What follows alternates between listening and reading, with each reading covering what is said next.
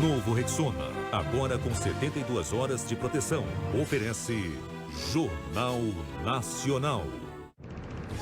Boa noite. Boa noite. Uma homenagem à superação. Depois de um ano de adiamento por causa da pandemia, a abertura das Olimpíadas de Tóquio traz uma mensagem de igualdade e de esperança.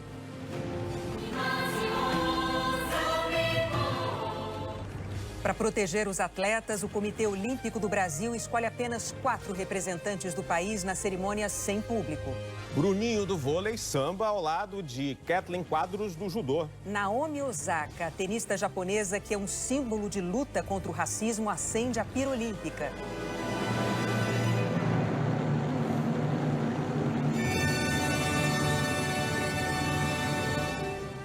Você vai ver também, o laboratório indiano Bharat Biotech rompe contrato com a empresa brasileira investigada na CPI da Covid. E nega a autoria de documentos entregues pela Precisa ao Ministério da Saúde. A Procuradoria da República no DF vai investigar o suposto pedido de propina do ex-diretor de logística do governo, Roberto Dias, na negociação de vacina. No desafio da educação na pandemia, especialistas mostram a importância do vínculo com a escola para o desenvolvimento da criança.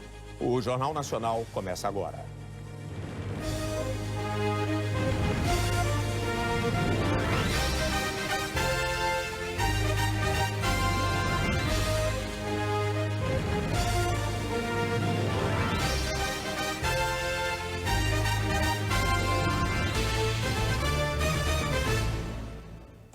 Com um ano de atraso, as Olimpíadas de Tóquio foram abertas oficialmente em uma cerimônia tocante, sem público por causa da Covid. O evento, de mais de 3 horas de duração, levou mensagens de agradecimento aos profissionais de saúde e de esperança em meio à pandemia. Ainda nessa edição, tem vôlei, judô, futebol, natação, esgrima, os preparativos das equipes e as chances de medalha para os atletas brasileiros em Tóquio. Depois de 2 dias de reunião na Itália, os ministros de Energia e Meio Ambiente do G20 não conseguiram chegar a um acordo para conter as mudanças climáticas. Segundo o ministro italiano Roberto Cingolani, houve avanços importantes, mas os representantes das 20 maiores economias do mundo não concordaram em estabelecer uma meta para a temperatura do planeta até o fim da década. Outro impasse foi sobre o fim do uso do carvão como fonte de energia. Segundo Cingolani, a decisão vai ficar para a cúpula dos chefes de governo do G20 no fim de outubro. Um bebê foi resgatado depois de passar um dia nos escombros de um prédio na China. A menina de 3 meses estava num vão na laje do edifício, atingido por uma enxurrada na terça-feira passada. A mãe conseguiu proteger a criança, mas foi soterrada e não resistiu. As enchentes na província de Henan já mataram 51 pessoas e deixaram mais de 400 mil desabrigadas. O operador nacional do sistema elétrico informou hoje que vai ter dificuldades para atender à demanda de energia do país em novembro por causa do esgotamento de praticamente todos os recursos que garantem a geração elétrica. O mês de novembro marca o fim do período seco, quando os reservatórios estão com níveis mais baixos e costuma ter aumento de consumo de energia por causa das temperaturas elevadas. Apesar desse cenário, o ONS afirmou que não há risco de desabastecimento e que o governo federal ainda tem algumas medidas para adotar e garantir o fornecimento. O Brasil passa pela pior crise hidrelétrica dos últimos 91 anos. E por causa da seca severa, o estado de Mato Grosso, o maior produtor de grãos do país, está enfrentando riscos de incêndio na colheita do milho. A seguir, o laboratório indiano Bharat Biotech rompe contrato com a empresa brasileira investigada na CPI da Covid. Especialistas mostram a importância do vínculo com a escola para o desenvolvimento da criança.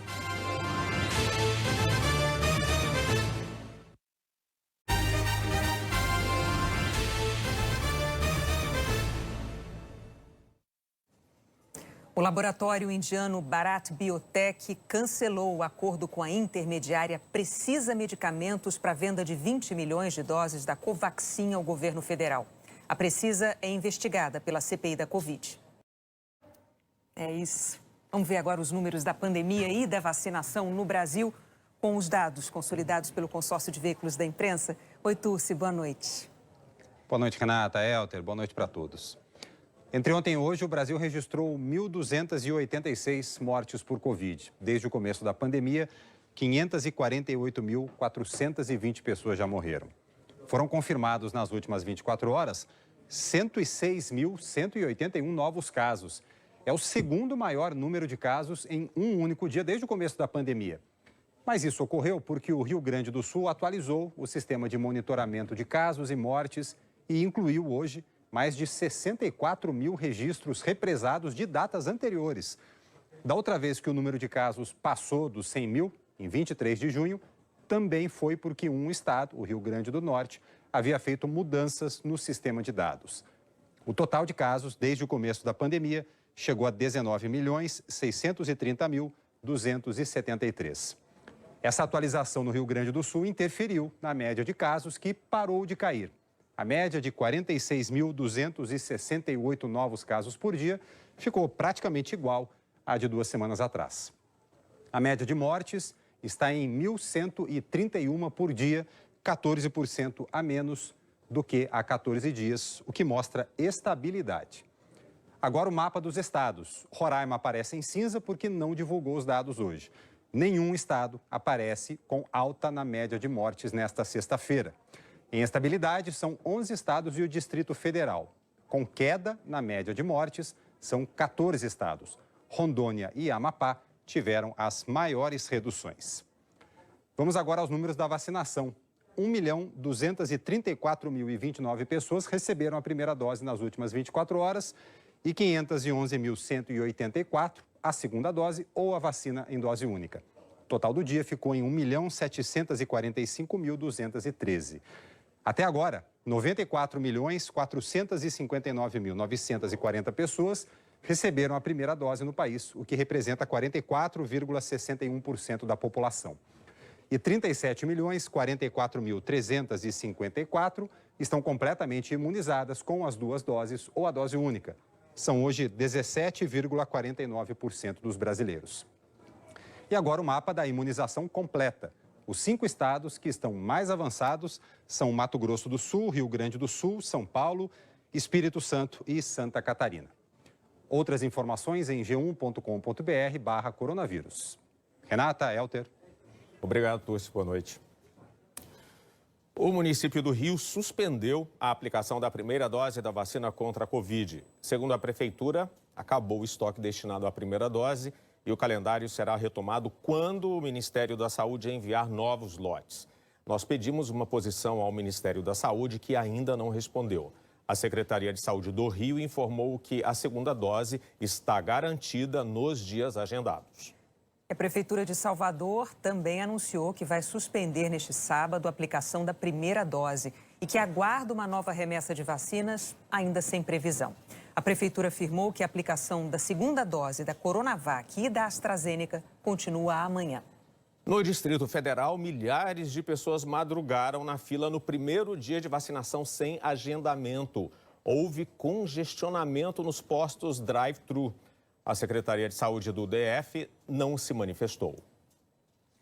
A seguir, a expectativa para a estreia do vôlei brasileiro nas Olimpíadas na quadra e na areia. E a chance de uma medalha inédita para o Brasil na esgrima.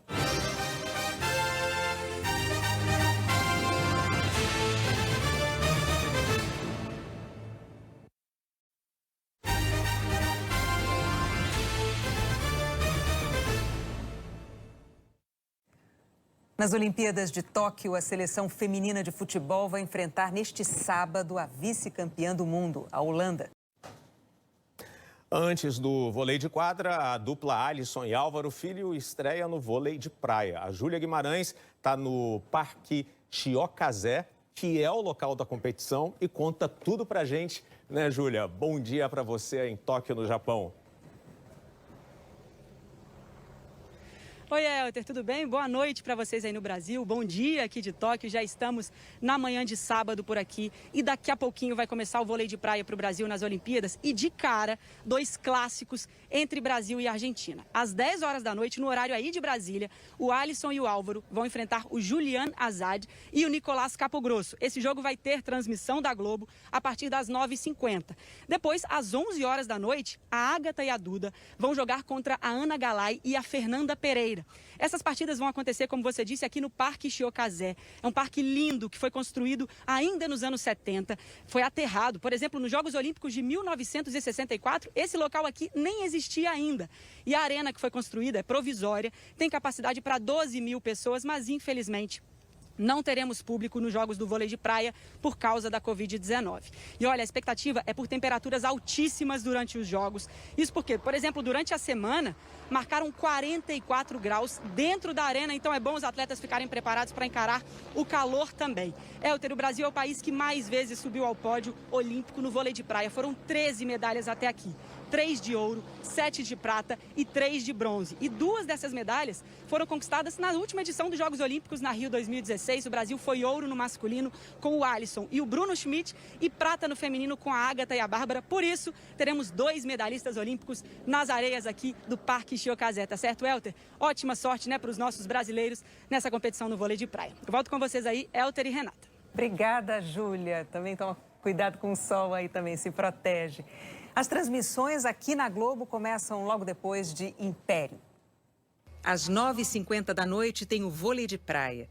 Às 11h05 tem a estreia da seleção masculina no vôlei de quadra contra a Tunísia. Às 2h30 da manhã, nós vamos torcer pela equipe masculina da ginástica artística. Durante a madrugada olímpica, nós estaremos de olho nos brasileiros do judô, da natação, da esgrima e do tiro esportivo. E às 7h45 da manhã de sábado, a seleção feminina de futebol entra em campo contra a Holanda. Depois da transmissão do vôlei masculino, tem o Jornal da Globo. Boa noite para você. Boa noite, bom fim de semana.